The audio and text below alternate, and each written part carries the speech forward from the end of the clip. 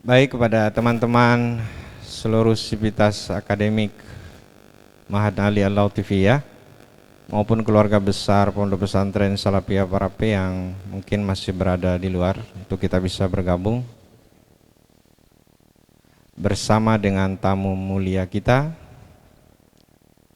Untuk Malak Bita ada Bapak Kepala Kantor Kementerian Agama Kabupaten Pulau Mandar, dan yang sangat spesial hari ini kita kedatangan tamu yang merupakan Majelis Masyayikh Pondok Pesantren se-Indonesia, Bapak Profesor Dr. Amra Kasim. Dan hadir di majelis ini juga Tomalak Bita Dr. Sudimbani. Bismillahirrahmanirrahim. Assalamualaikum warahmatullahi wabarakatuh.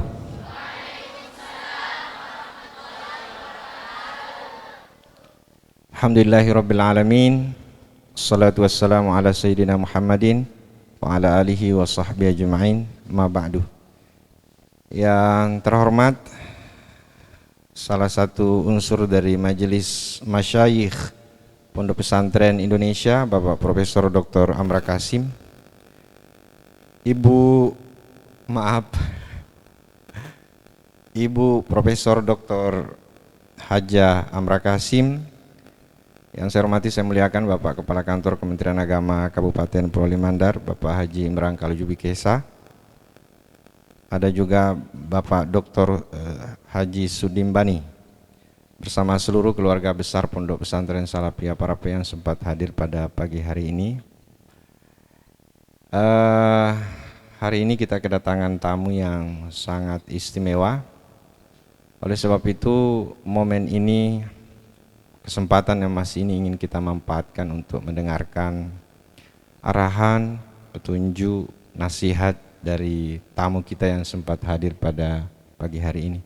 Saya perlu sampaikan bahwa kampus ini, Pak Prof, ini dulunya adalah kampus putra, sekarang menjadi kampus putri karena penghuninya putra diusir dari sini diambil alih oleh putra, karena di sebelah sana, Prof, itu berdiri sebuah kampus untuk pondok putra. Nah, yang sempat hadir pada hari ini hanyalah putri, baik santri dari tingkatan Ustok maupun Ulia. Ini juga ada bergabung dari beberapa mahasantri yang putri. Baik, segera kita mulai acara ini dengan bersama-sama mengajak kita semua untuk berkahnya acara ini membaca suratul Fatihah.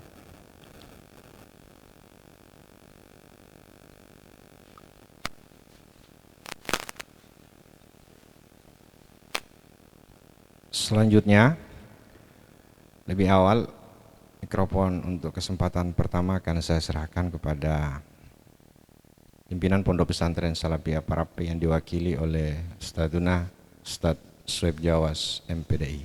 Pada beliau dengan hormat disilakan.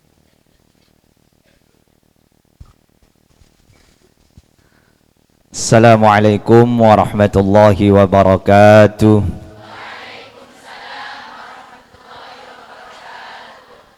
Bismillah, alhamdulillah, wassalatu wassalamu ala rasulillah wa ala alihi wa ashabihi wa mawalah wa man tabi'ahu ila yaumil qiyamah, amma ba'd. Subhanaka la ilma lana illa ma'allamtana innaka antal alimul hakim. Yang kami muliakan Prof dari Majelis Masyayikh. Jadi anak-anakku sekalian, Majelis Masyayikh itu ada 9, sama seperti bintang 9-nya NU. Jadi dari 9 itu ada 2 perwakilan dari putri, karena santri bukan cuma putra, santri juga ada putri. Maka beliau perwakilan dari putri. Jadi beliau kalau di Jawa dipanggil Bu Nyai, bukan dipanggil Prof. Kalau di Jawa beliau dipanggil Bu Nyai. Tapi kalau di Sulawesi ya, di Sulawesi Andrek Gurutta. Nah, beliau tidak mau dipanggil Andrek Gurutta karena beliau bukan laki-laki. Jadi beliau dipanggil Andrek Gurutti katanya. Nah, anta dengan anti. Selamat datang Prof di pondok pesantren kami yang sangat sederhana ini. Nah, inilah kehidupan santri, tidak hanya diajar hidup enak, tapi diajar juga hidup sederhana supaya bisa hidup di berbagai macam kondisi. Nah, kami terima kasih sekali dengan kunjungan beliau. Beliau datang ke sini membawa berkah. Karena beliaulah yang akan menjembatani kita dengan pemerintah. Kita sibuk tafakuh fiddin, beliau yang menjembatani kita dengan pemerintah. Terima kasih, dan anak-anakku sekalian harap disimak dengan baik apa yang beliau sampaikan, karena ini berkah, lagi-lagi kita didatangi berkah. Dan yang kami muliakan Bapak Kepala Kantor Kementerian Agama Kabupaten Polewali Mandar, yang kami muliakan guru kami Dr. Suddin dan ibunda kami serta guru-guru kami sekalian. Nah, beliau datang ke sini untuk menyurpai, melihat pondok pesantren Salafiyah Parape. Tadi kita bincang-bincang di kantor, beliau kagum, ternyata yang datang dari Sulbar kuliah ke tempat beliau, karena beliau juga dosen. Yang datang dari Sulbar kuliah ke tempat beliau, basic bahasa Arabnya kuat. Nah, selain daripada tugas beliau untuk menyurpai, beliau juga datang ke sini karena penasaran dengan itu. Jadi kami ucapkan terima kasih Prof atas kedatangannya, dan kami mohon maaf, Pak Kiai minta maaf karena hari ini beliau di rumah sakit periksa mata, tidak sempat hadir. Mohon doanya Prof, mudah-mudahan Kiai kami panjang umur. Amin Allahumma amin. Sekali lagi kami mengucapkan terima kasih dan memohon maaf sebesar-besarnya. Wallahu muwaffiq ila aqwamit thoriq. Assalamualaikum warahmatullahi wabarakatuh. Selanjutnya kita akan mendengarkan sama-sama sambutan dan arahan sebelum ke Pak Prof dari Bapak Kepala Kantor Kementerian Agama Kabupaten Polewali Mandar.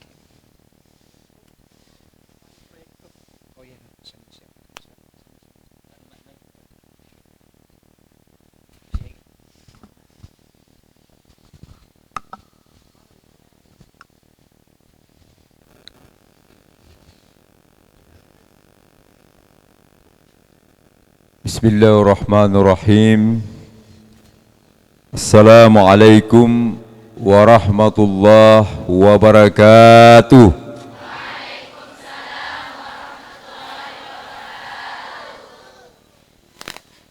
Yang kami hormati, kita muliakan bersama Ibu Profesor Dr. Hajjah Amra Qasim.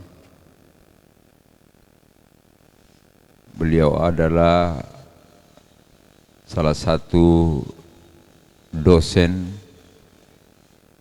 pengajar di Pasca Sarjana UIN Alauddin Makassar, bersama asisten beliau. Selamat datang Bu Prof di Campalagian ini, di Asrama Putri Pesantren Parape.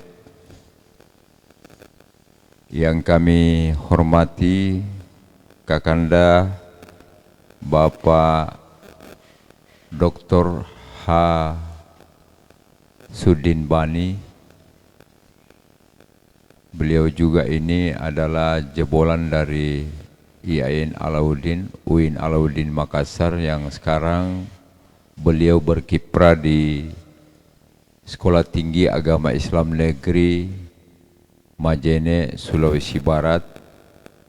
Terima kasih Kak atas kebersamaannya di sini. Yang kami hormati, kita muliakan bersama bapak-bapak, para ustaz, pembina pesantren yang ada di Parape ini,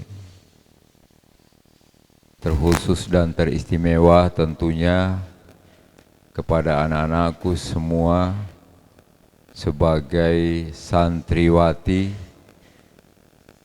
yang sedang berjuang menuntut ilmu agama di pesantren ini. Semoga apa yang anak-anakku perjuangkan insya Allah akan mendapatkan berkah dari Allah Subhanahu wa Ta'ala. Amin, amin, amin. Alhamdulillah wa syukrillah wa la ilaha illallah Muhammadur Rasulullah. La hawla wa la quwata illa billahil aliyul azim. Allahumma salli ala Sayyidina Muhammad wa ala ali Sayyidina Muhammad. Pertama-tama kami dari Kantor Kementerian Agama Kabupaten Pulau Mandar, baik secara kelembagaan maupun secara pribadi, merasa berterima kasih sekali kepada Ibu Profesor yang telah menyiapkan waktu beliau untuk hadir di tengah-tengah kita, hadir bersilaturahmi bersama dengan kita, adalah dalam rangka untuk tetap mengeksiskan kita punya pesantren yang ada pada hari ini. Hari ini eksis dan demikian juga pada masa-masa ke depan. Ibu Profesor yang kami hormati, bahwa alhamdulillah ini sebagai laporan bahwa pesantren Parape ini alhamdulillah sebagai apresiasi dari pemerintah setempat, dari pemerintah daerah dan Kementerian Agama, sejak adanya pesantren ini, anak-anak pesantren yang ada di Parape ini sudah banyak yang menyebar, baik pada tingkat lokal, demikian juga pada tingkat regional, nasional sudah banyak yang berkiprah, bahkan sudah banyak yang membawa nama baik Sulawesi Barat di tingkat nasional. Kalau ada lomba-lomba Qiraatul Kutub, alhamdulillah ini Parape tidak pernah ketinggalan. Minimal mereka ini bersaing pada tingkat final, tingkat nasional.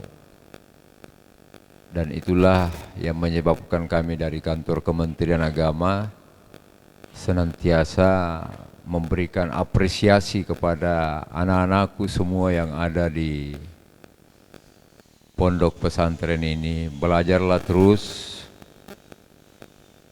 kaji terus itu pelajaran-pelajarannya, karena insya Allah apa yang anak-anakku perjuangkan hari ini kelak akan menjadi masa depannya anak-anakku semua. Apa yang anak-anakku lakukan hari ini, itulah masa depannya anak-anakku ke depan. Karena dalam mendesain masa depan itu sangat ditentukan oleh sejauh mana kita berikhtiar hari ini, oleh sejauh mana kita belajar hari ini dalam bagaimana memformat diri kita, membentuk diri kita untuk menjadi manusia-manusia yang berguna bagi agama, bangsa, dan negara.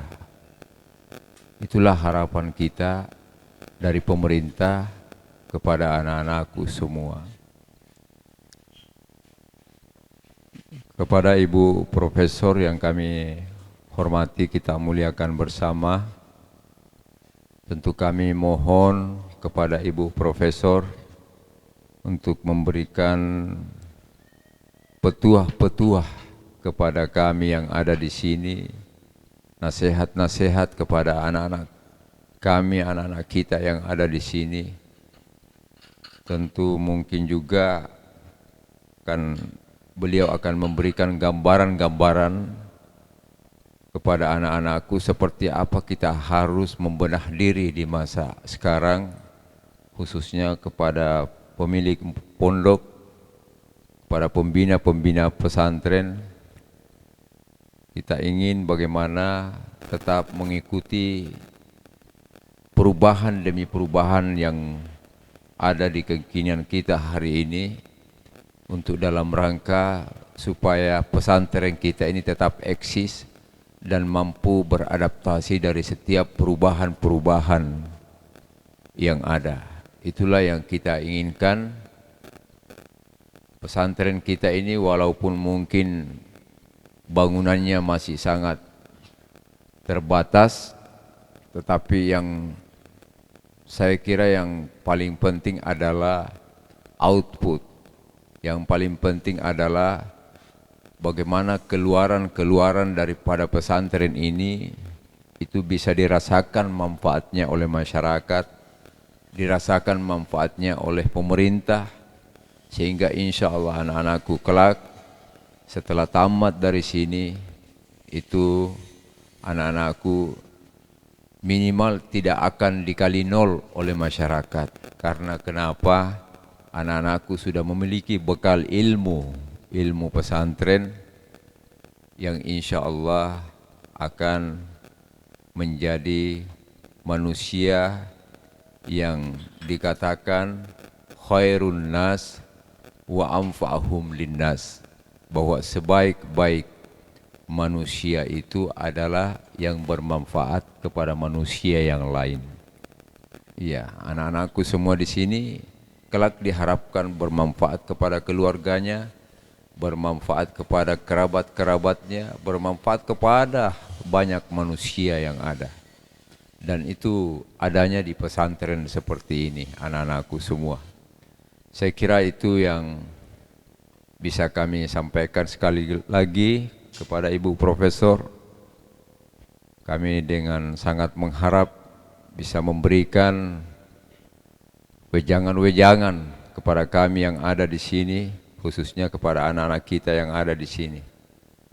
Demikian, lebih dan kurangnya mohon dimaafkan. Wallahul muwaffiq ila aqwamit thariq, wabillahi taufiq wal hidayah. Wassalamualaikum warahmatullahi wabarakatuh.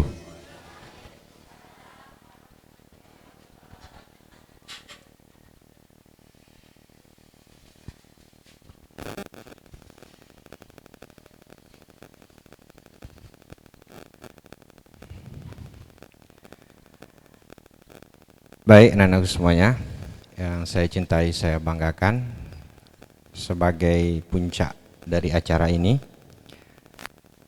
kita akan mendengarkan sama-sama arahan, petunjuk, nasihat dari tamu mulia kita pada pagi hari ini. Kepada Pak Prof, dengan segala hormat disilakan.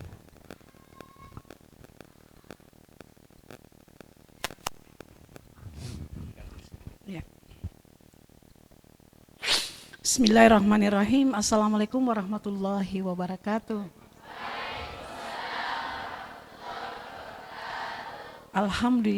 Alhamdulillahi rabbil alamin, wal aqibatu lil muttaqin, wala udwana illa 'alal zalimin. Asyhadu an la ilaha illallah wahdahu la syarikalah, lahul mulku wa lahul hamdu, yuhyi wa yumit, wa huwa ala kulli syai'in qadir. Allahumma salli ala sayyidina Muhammadin, salli ala sayyidina Muhammadin fil awwalina wal akhirin, salli ala sayyidina Muhammadin fil illiyin, fil mala'il a'la ila yaumiddin. Yang kami hormati dan kami banggakan Bapak Kepala Kantor Departemen Agama Sulawesi Barat Kabupaten Polmas, Bapak Imran. Ini Pak Imran ini mahasiswa saya juga, dia sekarang kandidat S3. Sedikit lagi beliau akan doktor, ya. Kita doakan semoga secepatnya. Dr. Sudin Bani rekan saya membangun Fakultas Tarbiyah di UIN Alauddin Makassar, tapi alhamdulillah kemudian Sulawesi Barat memintanya untuk lebih dibutuhkan di Stein Majene, akhirnya beliau pindah. Tapi alhamdulillah kami bertemu kembali, disatukan di pesantren ini. Alhamdulillah. Anak-anakku sekalian, tadi sudah dengar bahwa namanya Prof. Amra, profesor itu apa sih? Banyak orang yang tidak nyangka kalau saya itu naik PT-PT dari Makassar ke Pangkep. Kok profesor naik PT-PT? Itulah saya bilang pesantren itu beda, alumni pesantren itu beda dengan alumni yang lain. Pesantren, orang hidup di pesantren pernah menderita, pernah mau mandi tidak ada air, ya kan? Makanya saya juga anak-anakku, saya adalah pimpinan pondok pesantren Imim Putri. Nah, kalau airnya putus, saya bilang enggak usah, kamu nanti kalau jadi suatu saat nanti menjabat di PAM, kamu tahu bagaimana penderitaan kalau orang mau mandi tidak punya air, ya kan? Nah sekarang kau berpikir, jadi perjuangan penderitaan itu biasa bagi anak pesantren, ya kan? Jadi jangan sedikit baru ini saja sudah telepon mamanya, Ma. Ya, pesantren anak santri itu harus memiliki mental yang kuat, tangguh. Makanya ada sekarang profil santri, coba dibaca tuh nanti karena belum dipermakan. Salah satu adalah menjadikan santri yang tangguh. Apa itu tangguh? Kuat, mental dan karena sudah terlatih dari bawah. Ya, anak-anakku, saya berdiri di sini sebagai perwakilan Majelis Masyai. Apa itu Majelis Masyai? Majelis Masyai adalah kalau kita di perguruan tinggi biasa kenal dengan apa Pak? BAN PT kalau di perguruan tinggi. Badan Akreditasi Nasional. Kalau Majelis Masyai itu adalah Badan Penjaminan Mutu Eksternal Pesantren. Jadi pesantren itu memiliki penjaminan mutu. Nah itu kemudian nanti ada Dewan Masyai penjaminan mutu internal. Nah seperti saya sudah dijelaskan bahwa perjalanan panjang mencari siapa yang mau duduk di Majelis Masyai. Itu lebih rekrutmennya itu saya dengar lebih dari 500 orang dikumpul.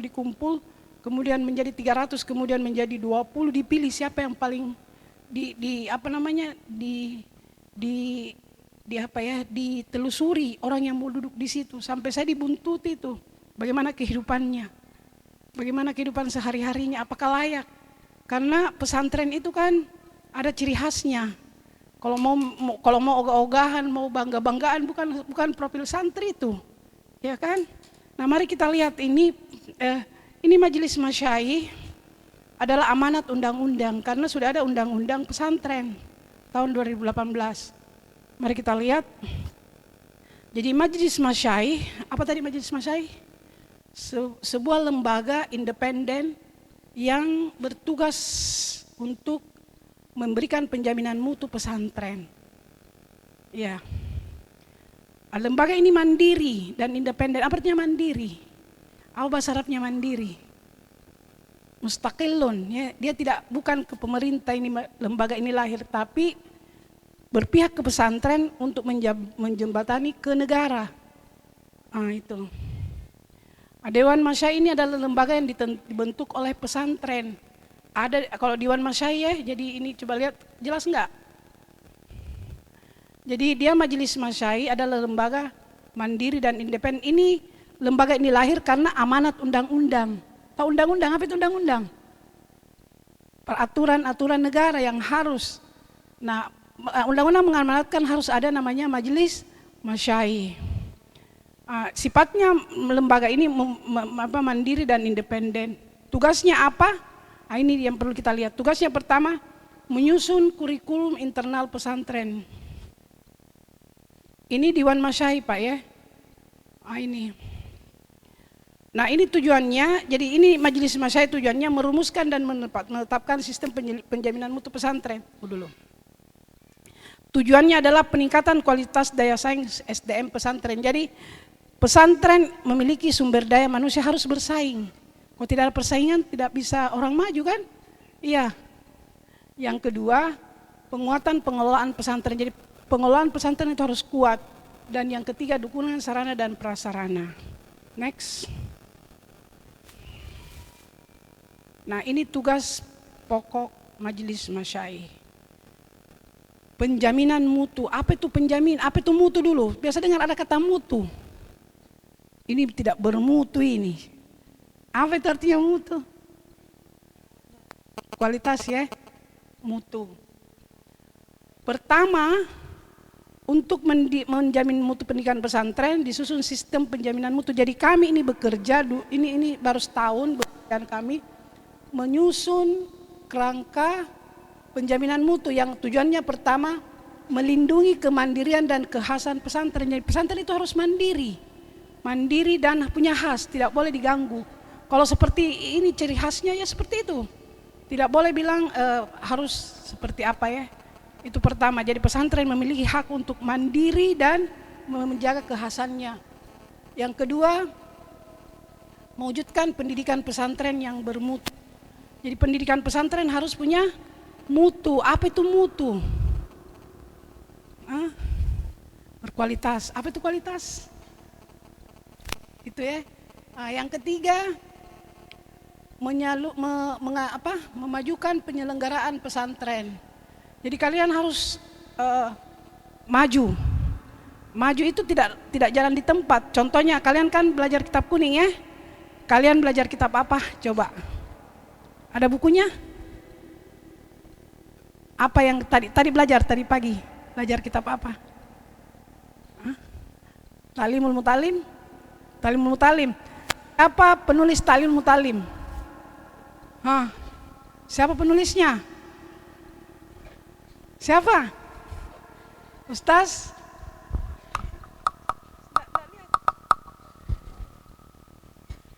Talimul Mutalim dikarang oleh Ustaz Sarnuji. Bisa dengar? Apa isinya? Coba kalian tadi yang didengar itu tadi apa yang pertama sekali? Apa yang kalian sempat baca tadi?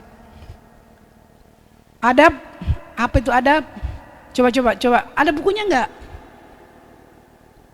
Nah, kalau kalian membaca suatu buku, perhatikan ada seorang filosof namanya Iqbal.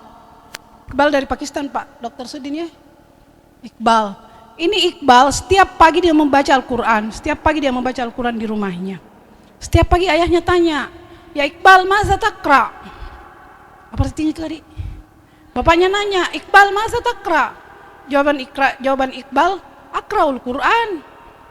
Paginya dia baca lagi Quran di rumahnya, bapaknya lagi nanya, "Iqbal, maza takra?" Iqbal menjawab, "Akraul Quran." 2 tahun begitu Iqbal terus membaca, terus 2 tahun juga ditanya oleh bapaknya, "Masa takra?" Sehingga Iqbal capek. Dia tanya sama bapaknya, "Ya Abu, apa sebenarnya maksud pertanyaannya? Bukankah Abi melihat saya setiap hari membaca, dan kau tanya dan saya jawab anak akra." Apa jawab bapaknya? "Tidak begitu kalau orang membaca Al-Quran. Anak uridu," dia bilang, "kau membaca Al-Quran itu seakan-akan Allah berbicara dengan kamu. Berbicara dengan kamu. Umpamanya bagaimana Allah berbicara dengan kita. Al-Quran mengatakan, alam tara annallaha yusji sahaban. Apakah kau tidak perhatikan Allah itu mengarak apa? Mengarak awan. Kau baca enggak itu? Baca enggak? Baca enggak? Biasa kalian ke laut, ada menguap air.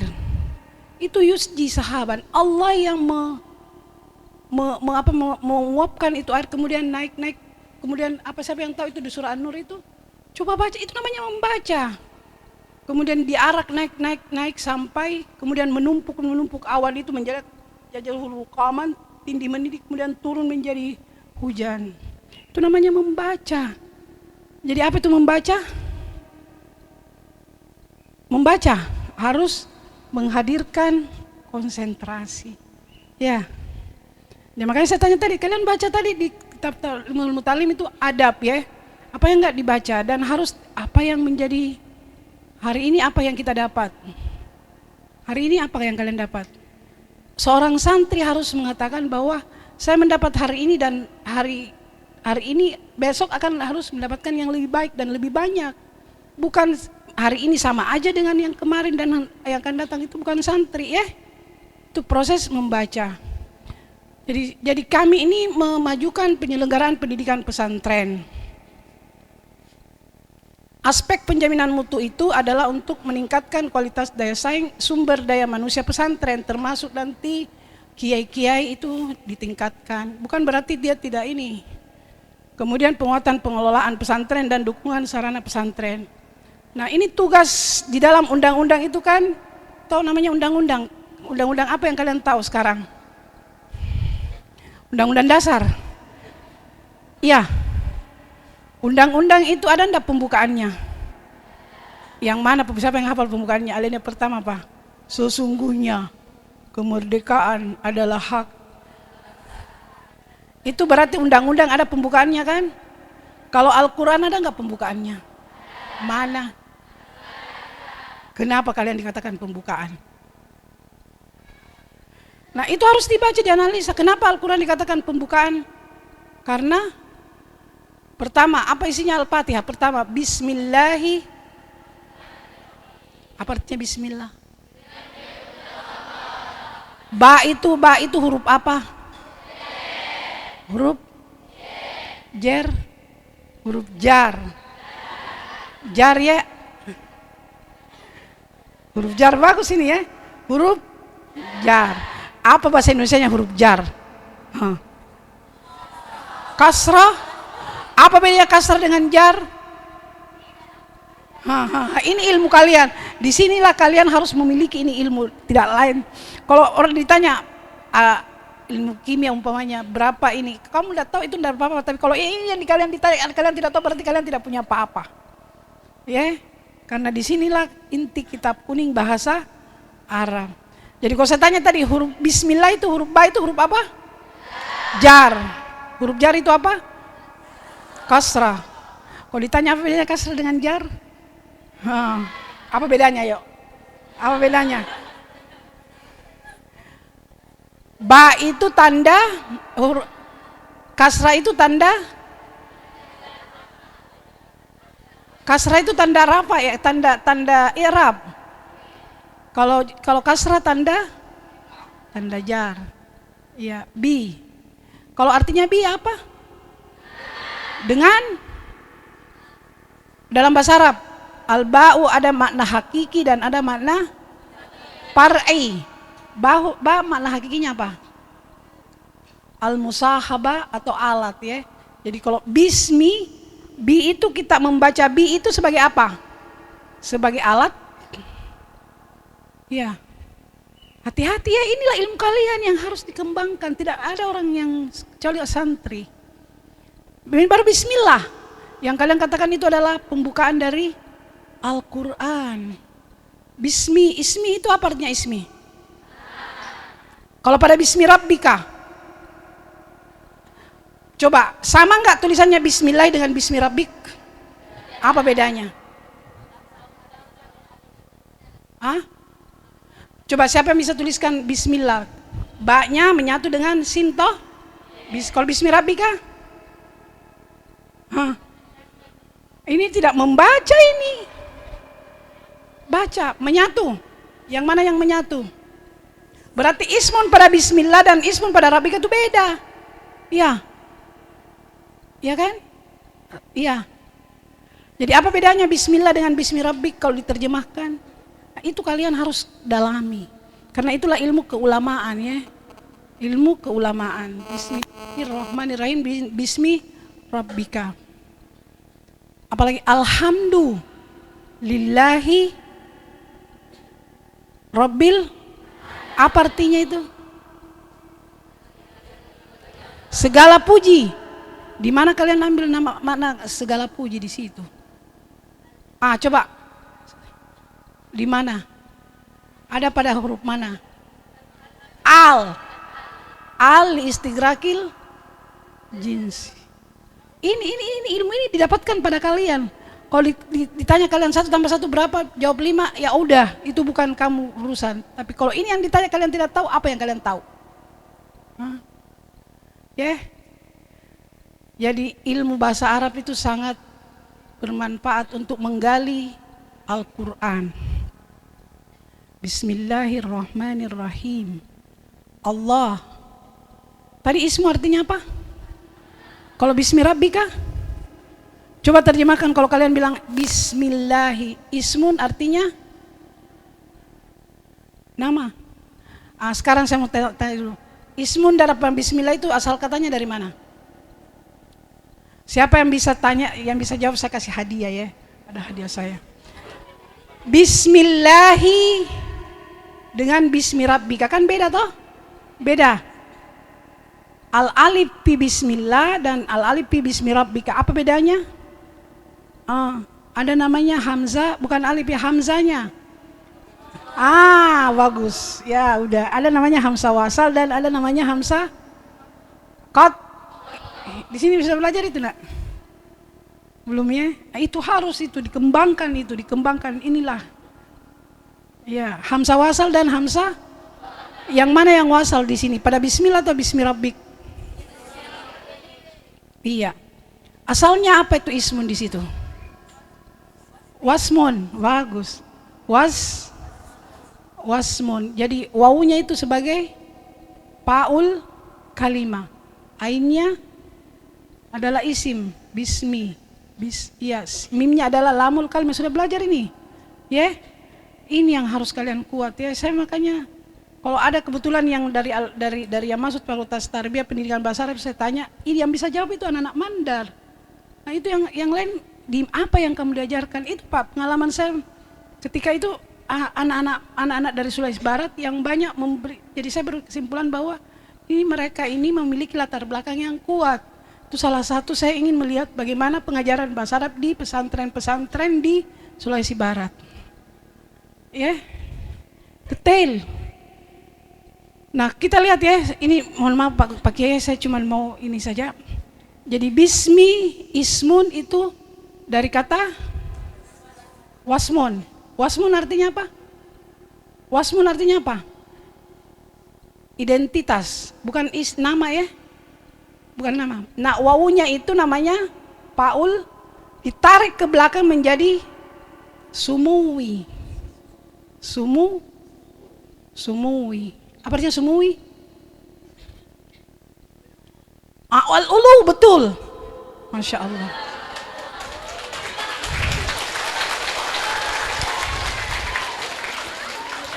Ini Pak, ini jarang Pak. Sumuwi itu al-uluwi. Makanya as-sama'u itu dikatakan dia karena irtifaun kan. Nah ini ilmu ini tidak didapatkan di mana-mana, ada di santri. Iya kan? Makanya bismillah diterjemahkan menjadi ketinggian Allah, bukan nama di situ. Iya kan? Kalau bismi rabbika nama. Ya itu yang membedakannya ya. Tapi bagaimana diajarkan kalau mereka tidak punya dasar? Makanya kalau kalian yang sudah punya dasar begini enak diajarkan dan mudah memahaminya. Ya kan? Kalau baru saja mereka mau diajarkan apa itu waw, apa itu huruf illah, kan setengah mati. Kan kalian sudah familiar ya? Apa itu huruf waw, apa itu huruf alif dan apa itu huruf ya, namanya huruf. Apa posisinya huruf illat itu selalu tidak paten di dalam kata kan? Kalian sudah tahu semua. Tinggal mengembangkan. Nah, kalau mencari pengembangan itu luar biasa anak-anakku. Jadi tadi bismillahirrahmanirrahim. Itu baru Al-Fatihahnya. Alhamdulillahi Rabbil. Artinya saya tanya tadi, dari mana kalian mengambil arti kata segala puji? Al istigrakil jinsi, semua. Jadi semua yang namanya alhamdu, apa artinya hamdu? Pujian, hamidah. Hamidah yahmadu hamdan. Jadi semua puji milik. Begitu terjemahannya, tapi tidak begitu hakikatnya. Kalau orang dipuji, seseorang dipuji karena memiliki, kenapa dia terpuji? Karena memiliki sesuatu yang luar biasa, ya kan? Jadi di sini bukan berarti memuji karena apa ya? Allah, saya tanya dulu, alhamdulillah itu jumlah apa? Jumlah? Di sini lagi, yang mana yang tadi itu? Di sini tuh, apa tadi jumlah ismiyah? Mana? Jumlah? Ini kenapa dikatakan jumlah ismiyah? Karena terdiri dari mubtada dan habar. Apa bahasa Indonesianya mubtada habar? Ini yang minus di pesantren Pak. Dia sudah tahu mubtada habar, giliran ditanya apa itu mubtada habar? permulaan. Istilah kerennya apa? Subjek dan bukan. Kalau objek itu apa, nak? Objek itu apa?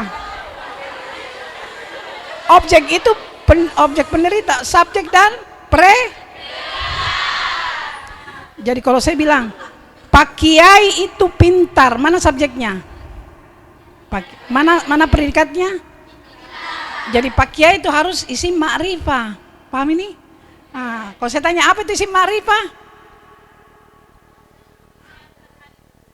Salah satu cirinya adalah, jadi jangan bosan lah ya, jangan bosan. Ambil ini ilmu, suatu saat nanti akan bermanfaat luar biasa, menyiapkan kalian menjadi seorang ulama. Kalau tidak tahu ilmu ini tidak mungkin jadi ulama, tidak mungkin. Ya, banyak di ulama-ulama karbitan itu hanya kor-kor yang ditanya apa dia tidak tahu. Jadi pesantren adalah menyiapkan seorang untuk menjadi ulama. Ilmu ulama ini di sini, makanya jangan kalian pandang remeh ya, pelajari dan baca betul-betul itu. Iqra, apa artinya Iqra? Kalau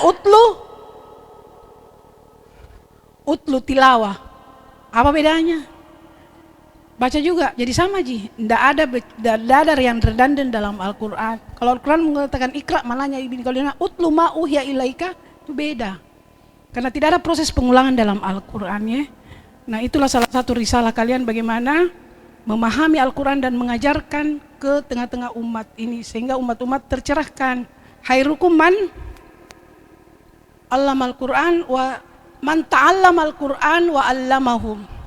Jadi ini anak-anakku, tugas ini Pak Kiai, tugas pokok dari Majelis Masyayikh pertama, menetapkan kerangka dasar dan struktur kurikulum pesantren.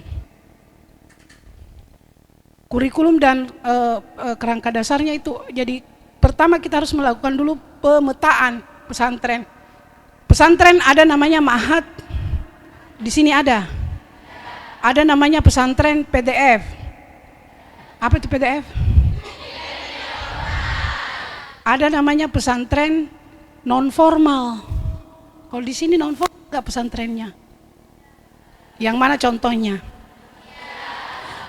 Pesantren non formal itu pesantrennya non formal. Kalau kalian pesantren formal kan, pendidikan dinia formal, pesantrennya yang formal.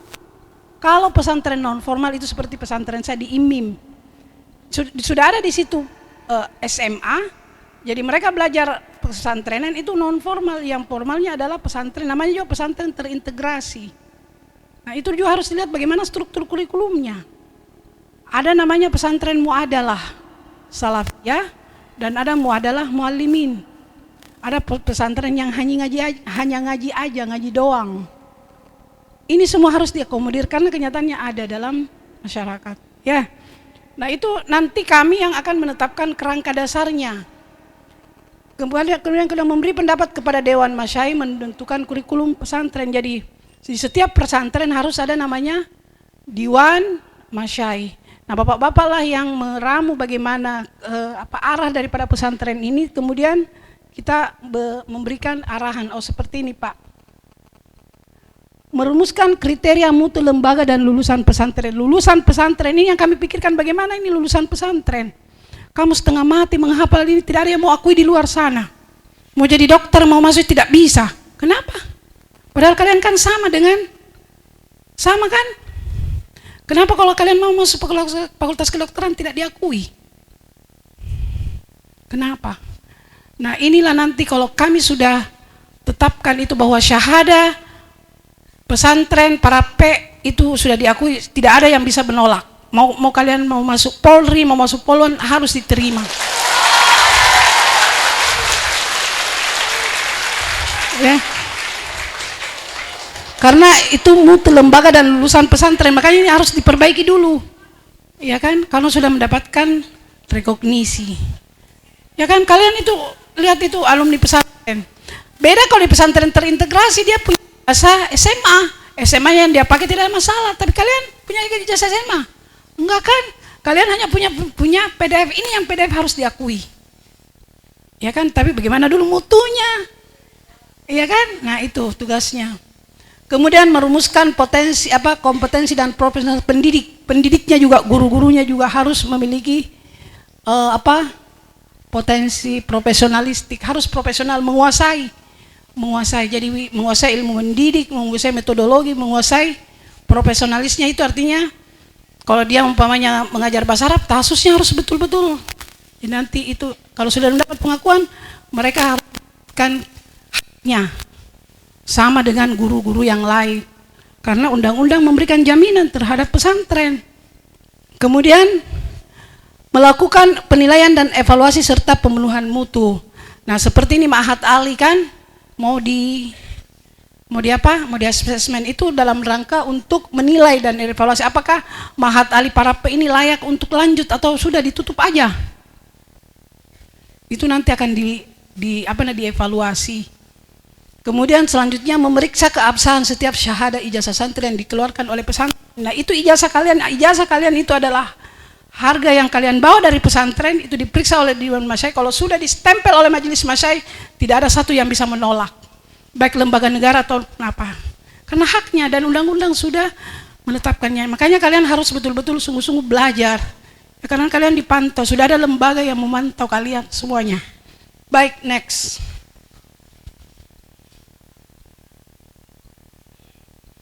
Nah, fungsi Majelis Masyayikh.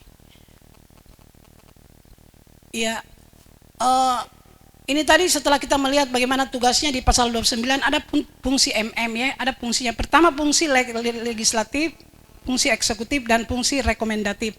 Pertama, Majelis Masyayikh memiliki fungsi legislatif. Apa itu legislatif? Bahasa Arabnya dulu apa?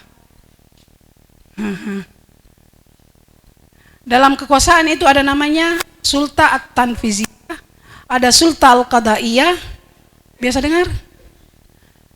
Nah, ini harus ditambah, dia punya kosakata, Pak. Jangan hanya kosakata pada kitab kuning ya, harus dikembangkan. Harus ditambahkan.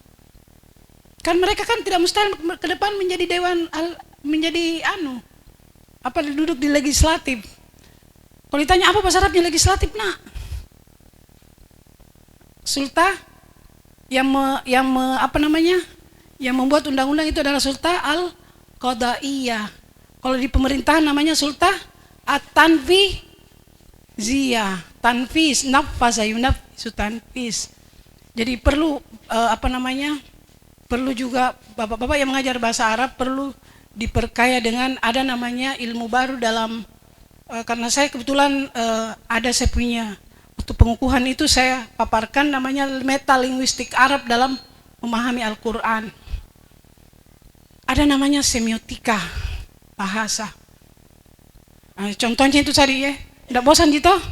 Ya, saya akan mengulangi lagi di dalam bahasa Arab itu kan bahasa ada 3 komponennya, ada 3 bahan dasarnya itu bahasa. Pertama adalah makna, yang kedua lafaz, yang ketiga tarkibnya. Jadi dikatakan bahasa itu jadi bahan bakunya itu bahasa adalah ada makna, tarkib, dan lafaz. Ada juga bunyi ya. Kalau dikatakan bahasa tanpa bunyi, bisa nggak? Tidak. Nah, salah satu bunyi bahasa Arab yang sangat unik, contohnya bunyi itu berasal dari mana? Dari maharij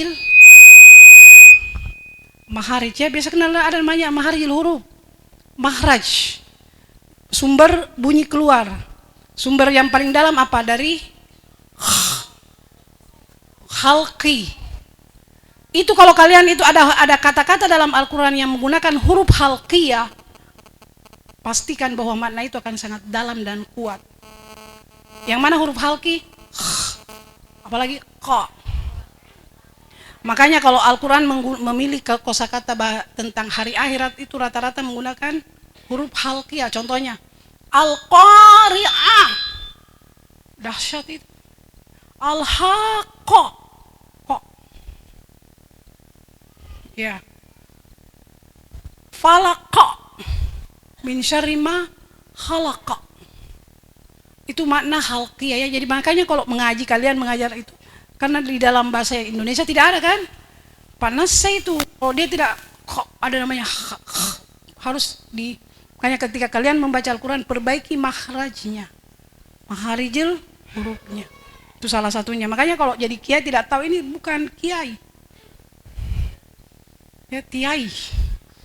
Ya, nah itu. Huruf halqiyah itu tadi, khalaqah. Nah, contohnya Qul a'udzu birabbil falaq. Saya belum sempat selesaikan. Qul a'udzu birabbil falaq. Apa artinya falaq? Rabbil falak itu asmaul husna. Kita dituntun oleh Rasulullah untuk berlindung dengan nama Rabbul Falak. Apa artinya itu Rabbul Falak? Dengan Tuhan yang mencipta manusia, mencipta makhluk dengan cara membelah. Itu falak, terbelah. Jadi semua makhluk hidup ini dengan proses membelah. Itu Tuhan. Kita disuruh untuk berlindung dengan nama ini, Rabbul Falak. Dari apa?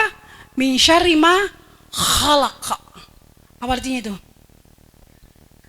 Dari apa artinya syarruna? Keburuan. Ma itu ma apa di sini? Ma min syarri ma khalaqa. Berlindung engkau dari Rabbul Falak min syarri ma khalaqa. Ma itu adalah kata ganti yang sangat generik umum. Jadi semua potensi makhluknya itu mempunyai potensi syarrun. Kamu berlindung dengan Rabbul. Begitu caranya memahami, itu namanya ikra. Ya. Jadi kalian jelas nanti kalau sudah menjadi, kan fungsi pesantren itu ada 3. Pendidikan, kedua dakwah. Kalian harus menjadi mubalik, menjadi dai. Ya. Kalian itu. Yang ketiga adalah pemberdayaan masyarakat. Jadi min syarri ma khalaqa. Kita berlindung dari Rabbil Falak. Apa tadi min syarri ma khalaqa? Bahwa semua makhluk, semua ciptaan Tuhan mempunyai potensi syarrun kepada kita. Percaya enggak? Ya, yang dari kimia, yang dari bisa jelaskan. Air itu makhluk ya? Ada enggak potensi jahatnya? Ada. Air, udara, semua itu kalau kita baca ini dari min syarri ma khalaqa wa min syarri ma khalaqa. Apalagi wa min syarri ghasiqin. Apa artinya ghasiq? Itu huruf halqiyah lagi, ghasiqin. Idza, apa artinya ghasiq? Yaitu keadaan bumi ketika dari terang menuju gelap. Itu berlindung anak-anakku. Ini karena kita diajari oleh orang tua kita baca itu nak sebagai apa sih, sebagai pagar ya, tapi kita tidak tahu. Itulah sehingga dikatakan baca itu baca, pahami. Min syarri ghasiqin. Itu kapan itu gelap menuju apa, terang menuju gelap? Maghrib ya Pak. Perasaan kita kayak gimana? Ada perasaan. Kenapa? Karena waktu itu suasana lembab, bakteri-bakteri hidup. Tuhan mengatakan, karena Allah Maha tahu, maka kau berlindung. Wa min syarri nafasati. Apa artinya nafasat? Nah ini kalian yang harus tahu. Kalau nafaha, apa artinya nafaha? Meniupkan, wa panafahna nafaha. Kalau nafasa, sin. Nafasa apa artinya? Ngehirup. Tapi kalau nafasah, makanya tegur kalau salah baca gitu Pak. Min syarri nafasati. Ya, nafas artinya apa? Menghirup dan memuncratkan. Terus dia menggunakan isi mubalaghah nafasat. Kalau nafas saya tahu, saya mau tes lagi. Kalau kata fa'ala dalam saraf itu menunjukkan makna apa? Apa? Kalau umpamanya katala menjadi katala. Siapa? Kata A menjadi kota A. Siapa yang hafal ada kata kata dalam Al-Quran? Coba. Wa qatta'na aydiyahunna. Siapa yang memotong itu? Dia cincang dia punya tangan. Siapa? Berarti tidak hafal surah Yusuf. Ya kan? Kalau kata hanya memotong, kalau kata artinya itu menunjukkan mubalaghah. Ini nafasati fil auqad, artinya dia menghirup dan mengeluarkan itu sangat dahsyat. Dia menghembuskan itu nafas fil auqad. Apa artinya akad? Ini akadun itu ada huruf halki kan? Apa artinya akad? Mungkin kalian tahu akad nikah. Apa akad nikah? Perjanjian kan? Dulu akad itu. Jadi min syarri nafasati fil uqad artinya virus-virus bakteri-bakteri itu nafasat yang meniup. Kan kalau terjemahannya Kementerian Agama yang dulu dia bilang nenek-nenek sihir yang meniup-niup. Ada gimana meniup-niup tapi sudah tidak relevan dalam sekarang. Masih relevan sih tapi nilai sainsnya perlu dikedepankan oleh para santri. Artinya makhluk ini nafasat itu tadi virus bakteri itu akan menyerang al-uqad. Apa itu uqad tadi? Apa artinya akad tadi? Akad uqad itu artinya organ tubuh yang memiliki fungsi-fungsi vital seperti jantung, lever, saraf itu mempunyai fungsi yang sudah ada janjinya kan, sudah ada tugasnya. Itu akan diserang oleh tadi an-nafasat. Jadi kalau Anda diserang oleh virus yang menyerang saraf, menyerang itu berlindung dari Rabbul Falak. Paham? Min syarri hasidin. Nah, yang mau lanjut nanti di jurusan psikologi ini yang menjadinya hasidin isa hasad. Hasad. Manusia semua memiliki potensi hasad. Dan kullu zinikmah mahsudah. Ya enggak, Pak? Kullu zinikmah mahsudah apa artinya, Nak? Semua orang yang diberi nikmat berpotensi untuk dihasad. Ini 4 ini berlindung dari 1 surah saja. Siapa yang bisa ajarkan masyarakat kita bukan kalian. Mereka sudah hafal ya, orang tua mengatakan baca itu nak sebagai pagari. Tapi gimana? Ya, itulah risalah kalian ya, mencerahkan umat. Nah, itu namanya meningkatkan. Jadi pemahaman itu perlu. Sekarang fungsi advokatif dan eksekutif melakukan penilaian dan evaluasi penjaminan mutu. Jadi nanti masyayikh itu akan turun melakukan penilaian dan memeriksa keabsahan setiap syahadah ijazah santri yang dikeluarkan oleh pesantren. Jadi ijazah yang dikeluarkan oleh pesantren itu diperiksa oleh masyayikh, kemudian masyayikh mengakui itu sudah diakui. Ya. Kemudian rekomendatif memberikan pendapat kepada Dewan Masyayikh. Jadi majelis masyayikh akan memberikan pendapat kepada Dewan Masyayikh tentang bagaimana penentuan kurikulum pesantren. Sama itu tadi, Pak. Jadi kalau kita mau umpamanya para Dewan Masyayikh. Dewan Masyayikh itu siapa, Pak? Bapak-bapak intern pengasuh pesantren. Kita bermusyawarah, Pak, kayaknya kebutuhan santri itu mau dikembangkan, dia punya pengetahuan bahasa Arab. Nah, Dewan Masyayikh memberikan rekomendasi begini, Pak, metodologi yang itu bagus. Itu fungsinya, salah satunya namanya fungsi rekomendatif. Rekomendasi perlukan terhadap pesantren, muadalah dan ma'had ali. Nah, ini yang 4 ini pendidikan pesantren, ada namanya pendidikan nilai formal, ula wusta ulia, pendidikan muadalah, ma'had ali dan pengkajian kitab kuning yang di mana mi PDF di sini? Di nomor berapa ya? 4 ya. Pengkajian, jadi kalian ini khusus untuk pengkajian kitab. Iya. Jadi kembangkan anak-anakku sekalian ya. Kitab kuning itu berkah kata orang Jawa. Saya tanya, kenapa? Karena di dalamnya adalah mutiara-mutiara ilmu pengetahuan yang akan digali, semakin digali semakin nampak dia punya kecemerlangan. Baik, terus mengapa majelis masyayikh terbentuk? Pertama, sebagai rekognisi negara terhadap kekhasan pendidikan pesantren melalui proses penjaminan mutu yang dilakukan dari, oleh dan untuk pesantren. Jadi ketahuilah kalian bahwa sudah ada majelis masyayikh yang akan sebagai rekognisi negara. Apa artinya rekognisi negara? Penghargaan negara terhadap kalian. Jadi tanya sama pemerintah, apa rekognisimu pemerintah sama pesantren? Apa? Kau akui ijazahku, kau berikan aku kesempatan dapat beasiswa, kau berikan saya itu semua rekognisi melalui majelis masyayikh. Yang kedua, sebagai instrumen penting guna mewujudkan sistem penjaminan mutu pendidikan pesantren. Yang ketiga, untuk membawa pendidikan pesantren menjadi makin unggul, menjawab tantangan zaman ini anunya Pak Menteri. Jadi pesantren ke depan harus semakin unggul dan bisa menjawab tantangan. Apa tantangan zaman sekarang? IT, kalian harus itu kuasa IT, ya. bisa menjawab tantangan zaman. Jangan pesantren santri, kasihan, apa guna-gunanya nih alumni nih. Nah, itu pertama harus mendapatkan pengetahuan bagaimana menjawab tantangan zaman. Tantangan zaman ke depan itu semakin sangat bervariasi anak-anakku. Pesantren pesantren kadang diuji. Apa ujian pesantren sekarang itu? Ada zaitun, ada pesantren yang dikatakan sarang radikalisme, ada pesantren dikatakan pornografi, apa macam-macam. Itu kita harus tipis bahwa iya memang adalah kalau memang kasus, tapi tidak begitu pesantren. Ya mungkin ya, ada biasa kalian dengar, tapi tidak begitu pesantren. Pesantren mempunyai kekhasan tersendiri dan mempunyai itu. Terus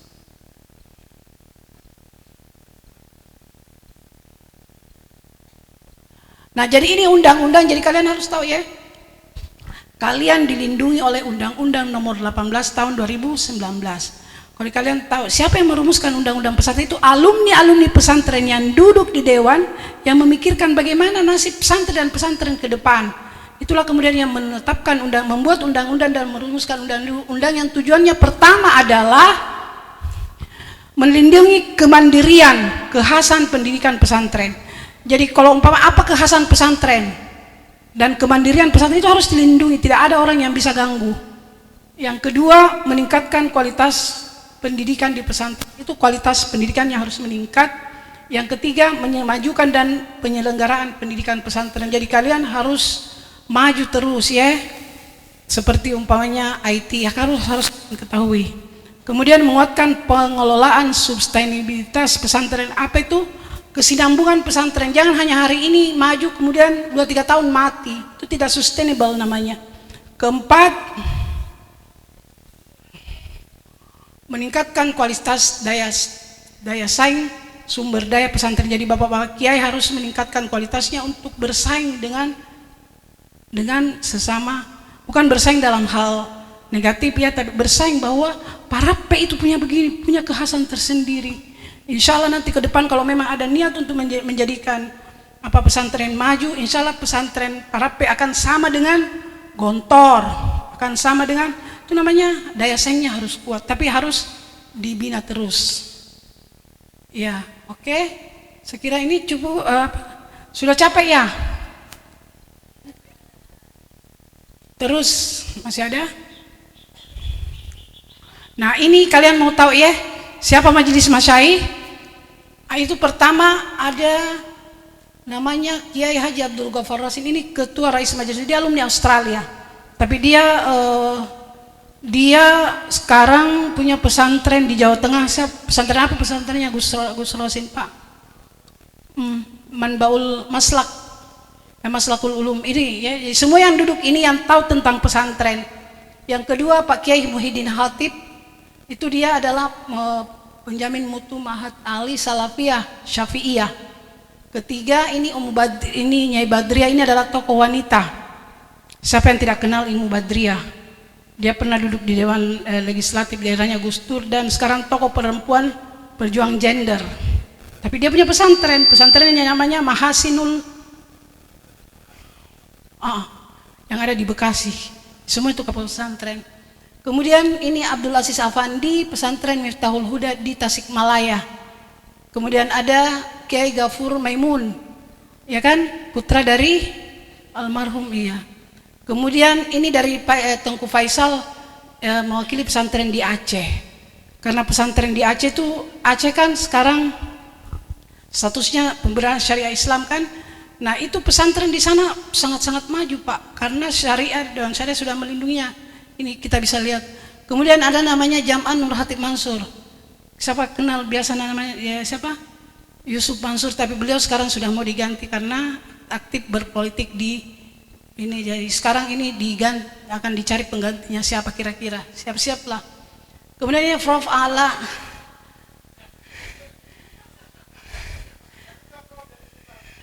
Mudah-mudahan Pak, insya Allah. Saya juga tidak pernah bermimpi Pak duduk di situ.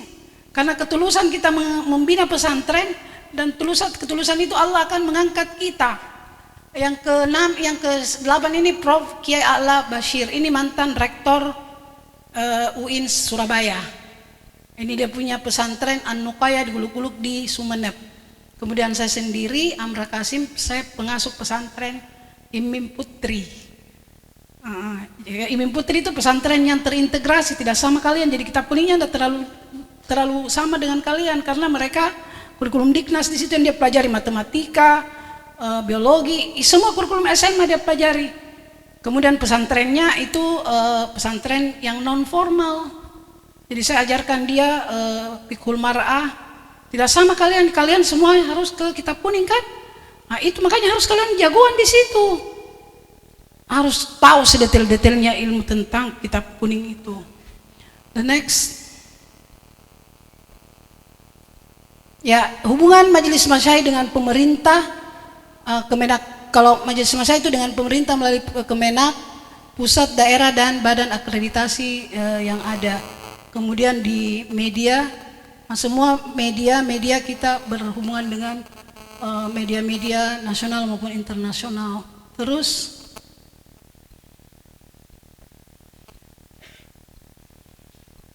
masih sudah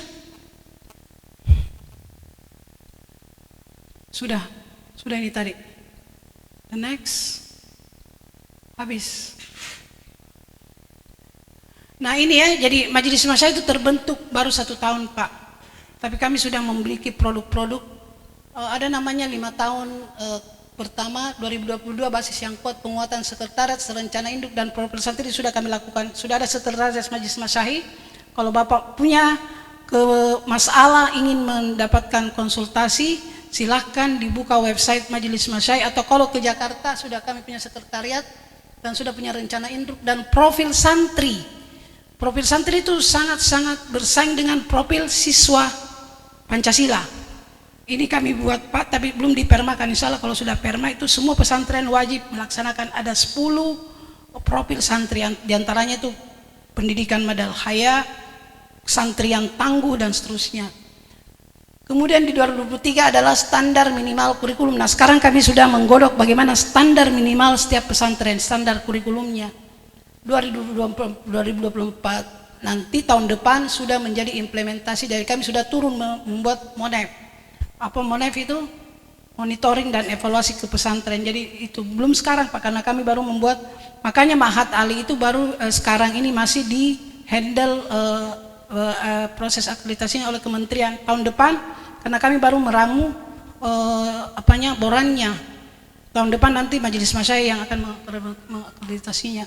Kemudian di 2025 itu akhir perjalanan kami, sudah pesantren sudah menjadi branding rekognisi, menjadi bagian dari Sikdiknas. Ini belum baru masih ini Pak. Kalau sudah merupakan bagian penuh dari Sikdiknas itu sama. Guru SMA sama dengan guru pesantren. Alumninya sama. Itu nanti kalau selesai semua dokumennya, branding dan produksi kitab. Jadi nanti di 2025 pesantren bukan hanya mengajarkan kitab kuning, tapi sudah mampu memproduksi kitab yang digali dari hasanah ilmu pengetahuan yang Bapak geluti. Kemudian yang 2026 insya Allah akhir kalau Allah memberikan usia panjang, pesantren itu sudah menyuarakan dialog internasional, sudah menginternasional itu pesantren Pak di 2026. Kemudian menjadi piloting pesantren dunia. Karena tanya Pak, di mana ada lembaga pendidikan di dunia ini yang sama dengan pesantren yang ada di Indonesia? Itu keinginan kami dan tujuan kami bagaimana memperkenalkan pesantren di dunia internasional. Kemudian yang ketiga adalah branding. Sudah punya, jadi kalau brandingnya pesantren itu sudah, orang sudah harus mengakuinya. Kalau sekarang kan pesantren kitab kuning, enggak. Sekarang nanti di 2006 sudah selesai semua akan menjadi branding. Terus sudah layanan Majelis Masyayikh sudah, ini saya pikir ya. Jadi apa saja layanan yang bisa bapak-bapak minta dari kami? Pertama profil santri ya. Jadi itu belum dimiliki Pak. Nanti saya kasih. Tapi belum bisa ini karena belum dipermakan. Harus ini. Kemudian penetapan kriteria lulusan pesantren, PDF, usia nikah ula dan seterusnya. Itu kriteria lulusannya seperti apa? Makanya salah satu kriteria lulusan Mahat Ali itu harus pintar, harus bisa membaca. Nah nanti asesornya itu turun melihat Pak, 10% dari santri Mahat Ali harus dievaluasi. Kalau tidak bisa berarti tidak bisa diakui lulusannya. Jadi perbaiki ya, kan mau itu salah satu itu, tapi ini masih dihandle oleh Kementerian Agama tahun ini. Nanti karena masih kami melakukan dokumennya, menetapkan kerangka dasar dan struktur kurikulum pesantren. Jadi nanti kalau sudah ada itu menjadi acuan kurikulum pesantren. Kompetensi pendidik dan tenaga kependidikan ini bapak-bapak nanti bagaimana kompetensi seorang kiai, bagaimana seorang tenaga kepengasuhan. Kemudian keabsahan syahada nanti itu saya katakan syahadanya harus diakui dan distempel oleh majelis masyai baru bisa diakui. Kemudian memberikan layanan konsultasi pendampingan, pengembangan kurikulum operasional pesantren, melakukan uji kualifikasi kompetensi pendidik. Jadi pendidik itu bukan hanya santri yang sasarannya Pak, tenaga kependidikan juga. Bagaimana direkognisi, diafirmasi.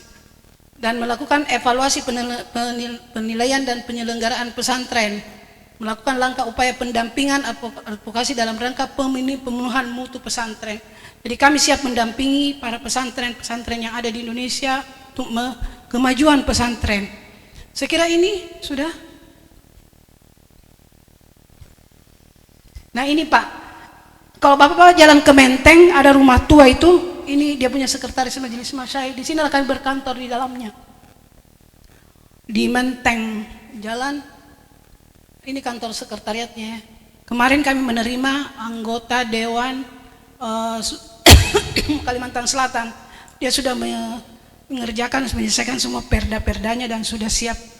Ketika sudah distempel oleh masyai, silakan dieksekusi. Jadi mereka sudah memiliki bagaimana dasar penganggaran pesantren di Kalimantan. Itu pertama sekali Pak. Sudah banyak juga Perda mengatakan kami sudah punya tapi belum dilihat oleh masyai seperti apa. Seperti Sulbar itu kemarin sudah dirintis oleh DPR, mudah-mudahan cepat selesai dan dibawa ke majelis masyai segera. Kalau sudah itu segera harus dieksekusi. Bagaimana anggaranmu terhadap tenaga kiai, tenaga pendidik itu yang perlu dilihat. Jangan-jangan kasihan ini kiai sudah memberikan umurnya semua, terus apa yang diberikan? Karena mereka tidak dianggarkan. Di mana mau diambil? Bapak mau ke Pak Bupati, mana Pak Bupati gajiku? Di mana dasarmu kau diberikan gaji? Nah, kalau sudah ada undang-undangnya itu hak-hak para. Saya kira ini ya, kantor sekretaris sudah lengkap sudah. Iya. Dan majelis masyai itu sekarang sudah memiliki tenaga, ada kira-kira kurang lebih 40 orang pekerja di situ, termasuk ini asisten majelis masyai, ada asisten ahli. Dan ada asisten ahli dan ada tenaga administrasi. Kepala administrasi itu Pak Dirjen, Pak Waryono. Ya itu. Jadi sudah sangat katakanlah sebagai organisasi untuk penjaminan mutu sudah memiliki hampir semua syarat dan tinggal bekerja dengan baik. Dan dukungan bapak-bapak dari pesantren dan doa-doa anak-anakku sekalian demi kemajuan pesantren ke depan kami sangat harapkan. Saya kira cukup. Saya serahkan kepada Bapak moderator, kalau ada hal-hal yang masih ingin ditanyakan, saya persilahkan. Terima kasih. Assalamualaikum warahmatullahi wabarakatuh. Dulu, Prof.